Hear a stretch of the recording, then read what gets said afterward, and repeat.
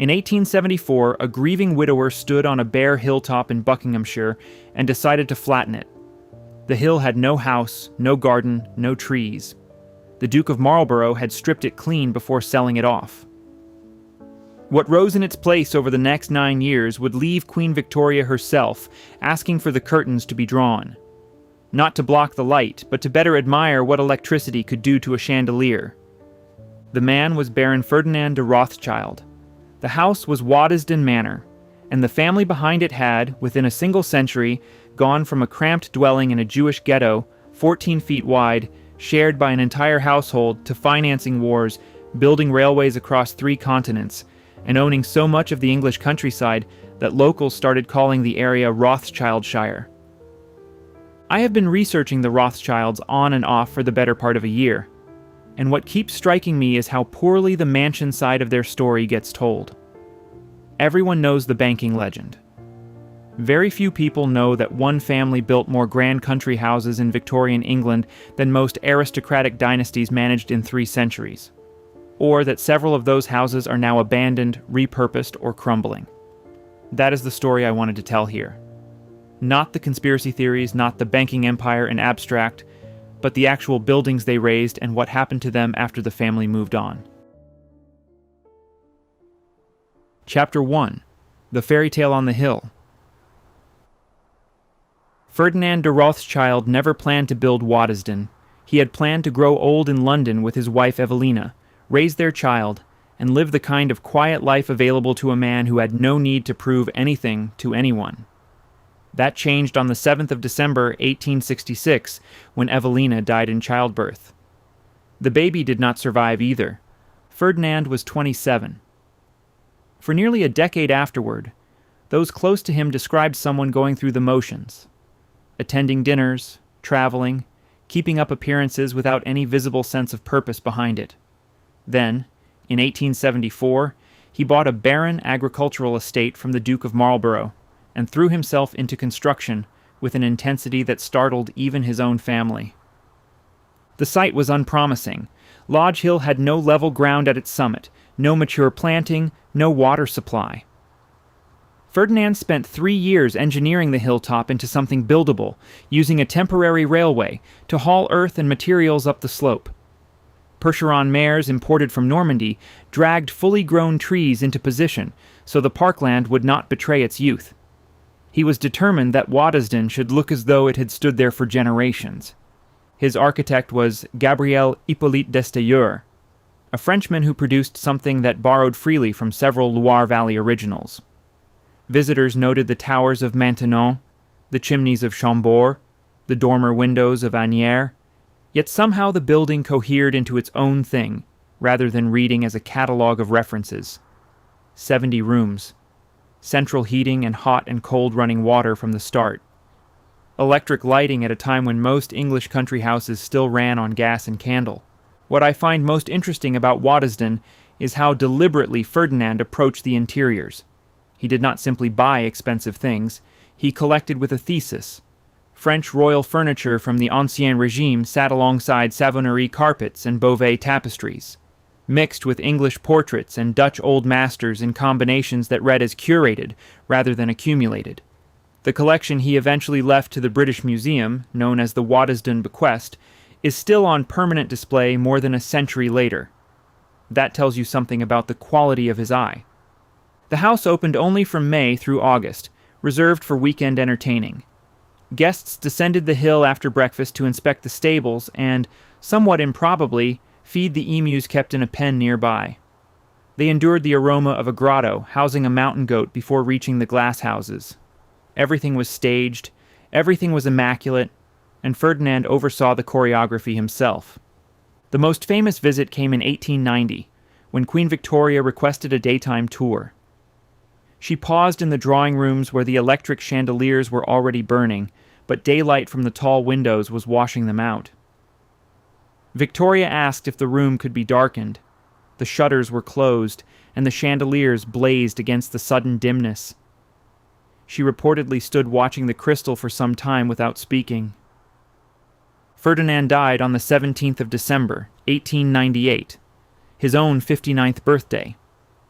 His sister Alice inherited Waddesdon and ran it less as a home than as a conservation project. Her housekeeping protocols, known as Miss Alice's rules, were uncompromising. In 1906, she designed a custom drip tray for the underside of her motor car so that oil and water would never stain the gravel, whether at Waddesdon or at any relative's estate she visited. A small detail, but it tells you how seriously the Rothschilds took their houses. After Alice died in 1922, the estate passed to her great-nephew James de Rothschild. He and his wife Dorothy sheltered evacuated children from Croydon during the Second World War and quietly took in a group of Jewish boys from Frankfurt. James left Waddesdon to the National Trust in 1957. Jacob, the fourth Baron Rothschild, later directed a full restoration in the 1990s. Today, the manor draws over 460,000 visitors a year. Ferdinand built it to fill a space that Evelina's death had opened. Whether it worked is not something any biographer can answer honestly. But the house survived him, survived 2 wars, and still pulls 500,000 people a year to a hilltop that was bare ground when he first stood on it. Chapter 2. The Red Shield. In the 1740s, the Jewish quarter of Frankfurt occupied a single narrow street.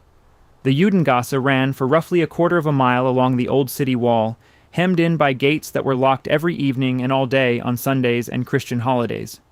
Several thousand people lived and worked in that corridor. The houses were built upward because they could not expand outward, stacked 3 or 4 stories high, with barely enough room between them for 2 people to pass. Jews living there paid a special tax to enter the city, were forbidden from walking on certain public paths, and were required to step aside and bow whenever they encountered a Christian on the street. Meyer Amschel Rothschild was born into this street in 1744. His family occupied a house called Zum Roten Schild, the house at the Red Shield, which is where the surname originates. His parents enrolled him in religious school with the expectation that he would become a scholar. Both died of smallpox when he was 11. An apprenticeship at the Oppenheimer Bank in Hanover was arranged by relatives, and the boy who had been destined for the rabbinate entered the world of money instead. He returned to Frankfurt at 19 and set up as a dealer in rare coins and metals. It was a small business, but it brought him into contact with wealthy collectors, and one of those collectors changed everything. Prince William of Hesse-Kassel was among the richest men in Europe, with a fortune built largely on hiring out Hessian soldiers to foreign governments. William was an obsessive coin collector. Mayer cultivated the relationship carefully, offering rare pieces at generous prices, making himself useful in small ways before the larger opportunities arrived. By the 1780s, he had become one of William's trusted financial agents. Then, Napoleon's armies swept through the German states. William fled into exile in 1806, leaving behind a fortune that needed protecting. He turned to Mayer. The exact terms of this arrangement are debated by historians, but what is clear is that Rothschild capital grew dramatically during this period. Access to William's funds, combined with the chaos of wartime currency markets, gave Mayer and his sons opportunities that peacetime would never have offered. Those sons were the real strategic weapon. Mayer had 10 children, 5 of them boys, and he placed each son in a different financial capital. Amschel remained in Frankfurt. Salomon went to Vienna, Nathan to London, Karl to Naples, James, the youngest, to Paris. The 5 arrows on the Rothschild coat of arms represent these 5 brothers, bound together with the instruction that their strength lay in unity. They wrote to each other constantly, sometimes several letters a day, often in a mixture of German and Hebrew that outsiders could not easily read. Information moved through the Rothschild network faster than through any government's diplomatic channels. By the time Mayer died in 1812, the architecture of the dynasty was already in place. 5 cities, 5 brothers, 1 shared ledger. What happened next in London would determine whether the family became merely wealthy or something that had never existed before. Chapter 3. The Invisible Army. Of all 5 brothers, Nathan was the one who moved first and fastest. He left Frankfurt for England in 1798 at 21, while his father was still building the business, and his brothers were still learning the trade. He settled in Manchester, the center of the English cotton industry, and began buying and reselling textiles. Within a few years, he had made enough to relocate to London, where he registered as a merchant and opened a small office at New Court on St. Swithin's Lane in the city. The year was 1809. That address remains the headquarters of N.M. Rothschild and Sons to this day. Nathan's advantage was not capital. Other bankers in London had more. His advantage was the family network. While competitors relied on published exchange rates and outdated market information, Nathan received private letters from his brothers in Paris, Vienna, Frankfurt, and Naples, often days ahead of official dispatches. He used that advantage ruthlessly, specializing in foreign exchange and government securities, where even a few days of advanced knowledge could turn enormous profits. The opportunity that cemented his reputation came during the Napoleonic Wars. By 1814, the Duke of Wellington was advancing through Spain toward France, but running desperately short of funds to pay his troops. The British government needed someone who could buy gold coin across the continent and deliver it to Wellington in local currency, bypassing Napoleon's trade blockade. Established London banks had tried and failed. Nathan took the contract. Working with his brothers, he assembled a covert network of agents who purchased bullion in one country, moved it through intermediaries, and delivered hard currency to Wellington's paymasters. Nathan reportedly called it the best business he ever did. Then came Waterloo, and with it, the legend that refuses to die. The popular version claims Nathan was present at the battle, or received news by carrier pigeon, then raced to London and manipulated the stock exchange by pretending the British had lost, buying government bonds at a discount before the truth emerged. It is a story that has appeared in encyclopedias, novels, and even Britannica's own 11th edition. It is also, by every credible account, fabricated. The tale traces back to an 1846 pamphlet written under the pen name Satan by a French polemicist named Georges Derneville. Historians including Niall Ferguson and Brian Cathcart have demonstrated that Nathan was nowhere near Waterloo, that the pigeon story is unsubstantiated, and that while the Rothschild courier network did deliver news of the Allied victory before official messengers, the family's real profits from the war came not from a single afternoon of stock manipulation, but from years of government financing, exchange rate arbitrage, and commission on bullion transfers. The less dramatic truth is more impressive. Nathan had positioned himself as indispensable to the British Treasury during a period of existential national crisis. After the war, his firm handled subsidy payments to Britain's European allies and issued dozens of government loans. In 1826, when a wave of bank failures threatened to bring down the financial system, Nathan supplied the Bank of England with enough gold to prevent a full collapse. His motives were commercial rather than patriotic, but the effect was the same. One private banker had become the lender of last resort to the institution that was supposed to be the lender of last resort to everyone else. Nathan died in Frankfurt in July of 1836, aged 58, having traveled there for his son Lionel's wedding. By that point, his personal wealth represented roughly 0.6% of Britain's entire national income. His wife Hannah was at his bedside. His final will instructed his sons never to make important decisions without first seeking her counsel. Chapter 4. Rothschildshire. By the 1870s, the Rothschilds owned so much of rural Buckinghamshire that locals had a nickname for the area. They called it Rothschildshire.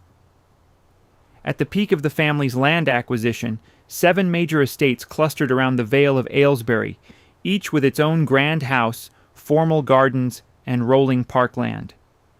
The English branch of the family bought deliberately and close together, assembling a private territory less than an hour from London where they could entertain, hunt, and live among their own. Mentmore Towers came first. Built between 1852 and 1854 for Baron Mayer de Rothschild, it was designed by Joseph Paxton, the man behind the Crystal Palace. Paxton and his son-in-law George Henry Stokes chose a Jacobean style, deliberately avoiding the Gothic that dominated Victorian architecture. The interior was staggering. A chimney-piece of white and black marble purchased from Rubens' house in Antwerp anchored the Great Hall, and the dining room walls were lined with boiseries removed from the Hôtel de Villars in Paris, the first time such French decorative paneling had appeared in an English country house. The rest of the family followed quickly. Lionel de Rothschild purchased Tring Park in 1872 with 4,000 acres of land, and his son Walter later turned part of it into an eccentric zoological museum. Alfred de Rothschild constructed Halton House in the 1880s, a French chateau so extravagant that even his relatives found it excessive. Leopold de Rothschild took Ascot House in a different direction entirely, expanding a modest farmhouse into something sprawling and distinctly English. Anthony de Rothschild acquired Aston Clinton in the 1850s, a house that would not survive the 20th century. And then there was Waddesdon, which we have already seen. What strikes me about this period is not any single property, but the collective weight of it. 7 grand houses within a few square miles, each competing quietly with the others in scale and taste. The family was not merely collecting homes. They were purchasing a social position that their banking success alone could not guarantee. Jewish families in Victorian England, no matter how wealthy, remained outsiders in the aristocratic world. Land ownership was the traditional currency of English legitimacy, and the Rothschilds acquired it with the same methodical intensity they brought to sovereign bond markets. That ambition extended beyond the manor walls. George Devey, the estate architect, designed workers' cottages, farm buildings, and gate lodges across the properties, many of them stamped with the 5 arrows crest in the brickwork. Retired employees lived in purpose-built housing. Schools and reading rooms appeared in villages that had previously had neither. For the communities around Aylesbury, the Rothschilds were not distant landlords collecting rent. They were the local economy itself. By the turn of the 20th century, one family controlled an unbroken stretch of English countryside larger than many aristocratic holdings that had taken centuries to accumulate. The Rothschilds had done it in 2 generations. Chapter 5. Build me a Mentmore, but twice the size. When Baron James de Rothschild first visited his nephew's newly finished Mentmore Towers in the mid-1850s, he reportedly gave the architect Joseph Paxton a single instruction: "Build me one of these, but twice the size." Paxton delivered. Château de Ferrières rose between 1855 and 1859 on a sprawling estate east of Paris, and it was, by every contemporary account, the largest and most luxurious private chateau constructed in France during that century. 80 guest suites, stables for 80 horses, quarters for 100 servants. The central hall alone stretched 120 feet long beneath a glass skylight 60 feet above the floor. Because James refused to accept cold food, the kitchen was housed in a separate building and connected to the dining room by an underground railway. It was built to impress, and it did. On the 17th of February 1862, Napoleon III arrived for a weekend of shooting and entertainment. Gioacchino Rossini himself conducted the Paris Opera Chorus in the Great Hall that evening. The Emperor planted a tree on the grounds to mark the occasion. Wilhelm I of Prussia, visiting some time later, reportedly said that no king could afford such a place. The remark was intended as a compliment. Within a decade, it became something else. In 1870, Prussian forces marched into Ferrières, and Bismarck claimed the chateau as his headquarters. It was in the Rothschild dining room, surrounded by the Rothschild silver, that he dictated armistice terms to the French Foreign Minister Jules Favre. The family recovered the property after the war, repaired what needed repairing, and carried on. But the pattern had been established. Ferrières was a building that kept being taken. During the Second World War, German forces occupied the chateau again. This time they were methodical. The art collections that 3 generations of Rothschilds had assembled were stripped out and shipped to Germany. When the occupation ended, the house stood empty. Not damaged beyond repair, but gutted of everything that had made it worth entering. It stayed that way for 14 years. Then, in 1959, Guy de Rothschild and his new wife Marie-Helene decided to reclaim it. She oversaw the restoration personally, and what emerged was something the original builder would not have recognized. Ferrières became the setting for elaborately themed costume balls, designed by fashion houses and attended by figures from European aristocracy and Hollywood alike. The most famous took place in December of 1972. Yves Saint Laurent helped stage the evening. Audrey Hepburn and Grace Kelly were among the guests. The photographs from that night, all masks and candlelight, remain some of the most reproduced images of 20th century high society. What interests me about Ferrières is what happened next. In 1975, Guy and Marie-Hélène donated the entire chateau to the University of Paris. After more than a century of having the building seized, occupied, looted, and reclaimed, the family chose to give it away. On their own terms, to an institution of their choosing, for a purpose they approved of. It was the first time Ferrières changed hands without force being involved. Today the building houses the École Ferrière, a school for gastronomy and hotel management. 2 restaurants operate on the grounds. One of them is called Le Baron. Chapter 6. The Oath. 7 words kept Lionel de Rothschild out of Parliament for 11 years, upon the true faith of a Christian. Every member of the House of Commons was required to speak them before taking a seat. For the eldest son of Nathan Mayer Rothschild, elected to represent the City of London in 1847, they were impossible. Lionel would not say them. He was returned by his constituents 4 times between 1847 and 1857. The House of Commons passed bills to change the oath. The House of Lords blocked everyone. In 1850, Lionel forced the issue. He walked into the chamber, asked to swear on the Hebrew Bible rather than the Christian one, and was permitted to do so. He read the full oath aloud until he reached the final clause. Then he stopped. "I omit these words," he said, "as not binding on my conscience." The speaker asked him to withdraw. He turned and left. 8 more years passed before the Lords relented. In 1858, a compromise allowed each house to set its own form of oath.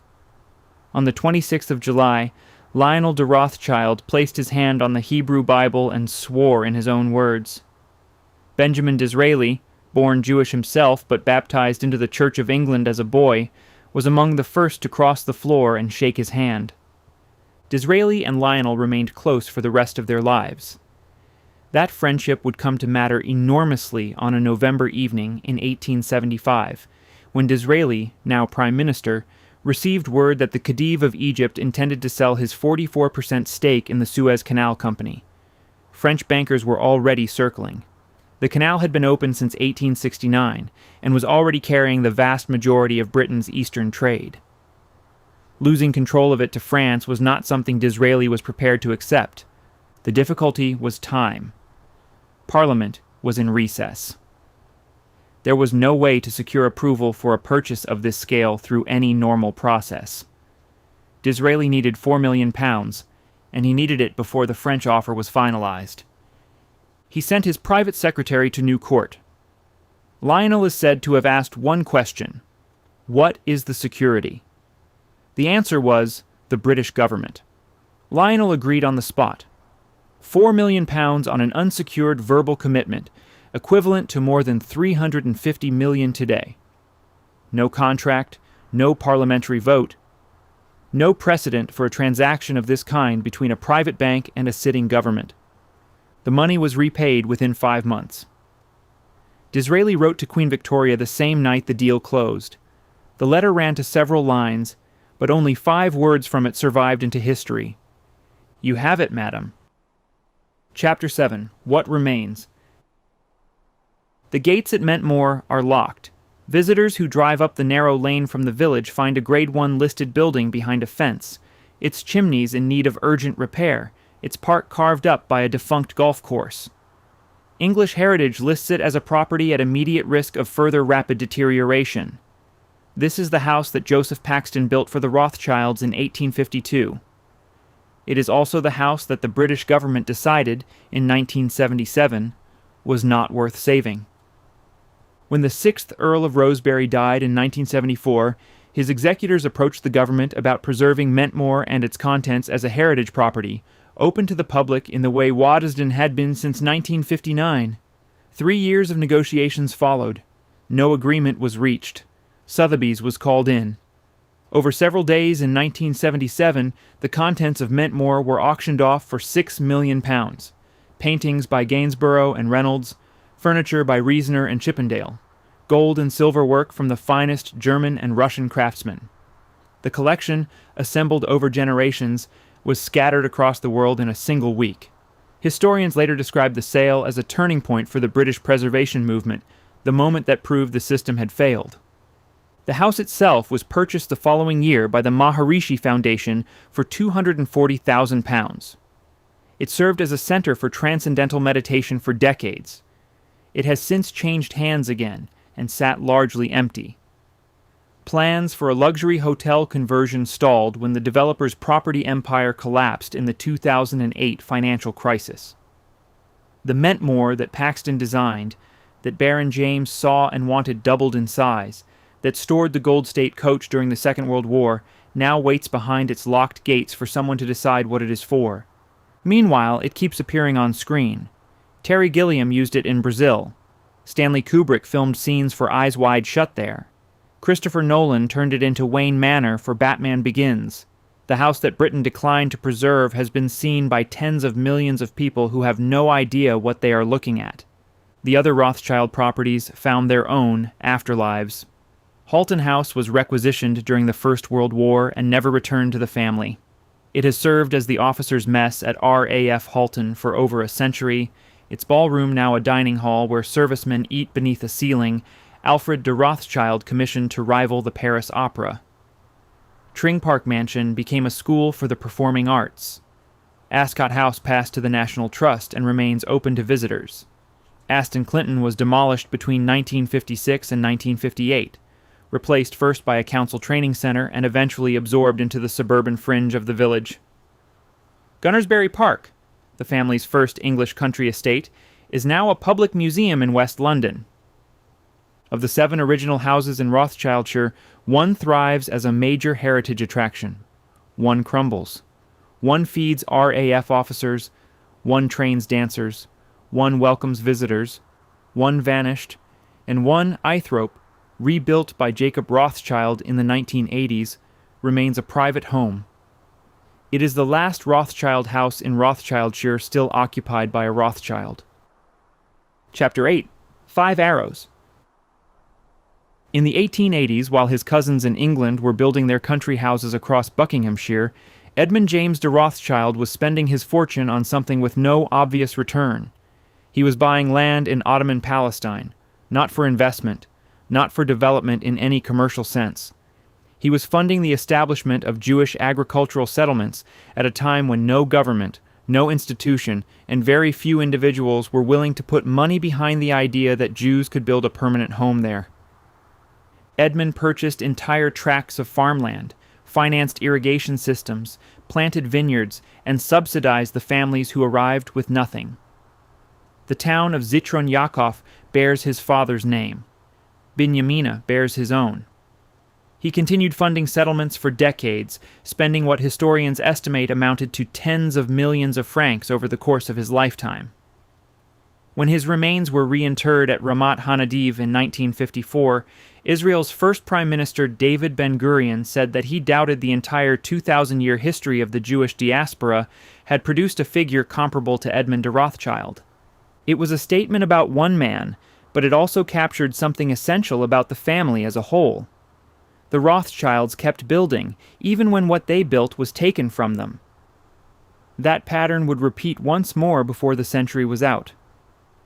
By the late 1970s, Guy de Rothschild had spent 3 decades reassembling the French branch of the family's business. The bank had been gutted during the Second World War, its assets confiscated under the Vichy regime, the family scattered into exile.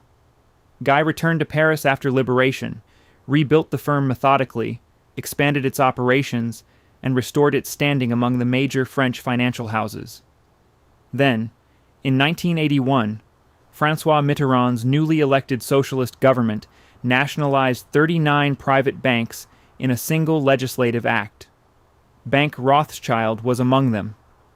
The institution that James de Rothschild had founded in 1812 was absorbed into the state overnight. Guy wrote a public letter to Le Monde. It was bitter and precise. He argued that to be a Jew under Pétain and a pariah under Mitterrand was more than any one family should be expected to bear. He had already given Ferrières to the French state voluntarily 6 years earlier. Now the state had taken his bank by force. He left for New York. But the family had survived worse, and they had always come back. David de Rothschild and his cousin Eric started again almost immediately, establishing a new banking firm, and by 1985 regaining the legal right to use the Rothschild name in French finance. The nationalized bank was eventually privatized and absorbed into other institutions. The firm that replaced it grew steadily, expanding into global advisory and eventually merging the French and British houses into a single entity under the Rothschild name. In 2018, Alexandre de Rothschild succeeded his father David as head of the group at 37, the seventh consecutive generation to run the business. Mayer Amschel had started it in a narrow Frankfurt street. Nathan made it the most powerful private bank in London. James extended it across France. Mitterrand tried to end it with a signature. More than 250 years after Mayer Amschel opened his first ledger, the firm was still operating under the same name. 5 arrows bound together pointing in the same direction. The old man in the Judengasse would have recognized them. Chapter 9. The Ending. The house in the Judengasse where Mayer Amschel Rothschild grew up no longer exists. The entire street was demolished in stages, the last remnants cleared in the early 20th century. A memorial wall marks the site today. If you visit, there is nothing to suggest that the most powerful financial dynasty in modern European history started there. No plaque on a grand building, no preserved interior, just a wall and the knowledge of what once stood behind it. The mansions survived longer than the Ghetto did, but not all of them, and not unchanged. Mentmore is locked and crumbling. Halton serves the Royal Air Force. Tring trains dancers. Aston Clinton is gone entirely. Ferrières teaches students how to run hotels. Wadasdan, thanks to Ferdinand's grief and the National Trust's funding, is the exception. It endures more or less as it was intended to. What none of these buildings can do anymore is what they were originally designed to do. They were statements. Proof that a family from a walled ghetto could build on a scale that made emperors uncomfortable and queens curious. That purpose belonged to a specific century and a specific struggle. The houses remain, but the argument they were making has already been won. The Rothschilds are still here. The bank still operates. The name still carries weight in rooms where most people will never sit. Whether that continuity is remarkable, or simply what happens when enough capital compounds over enough generations, is a question I will leave to you. The red shield is gone from the door in Frankfurt, but the family never needed the building. They only needed the name.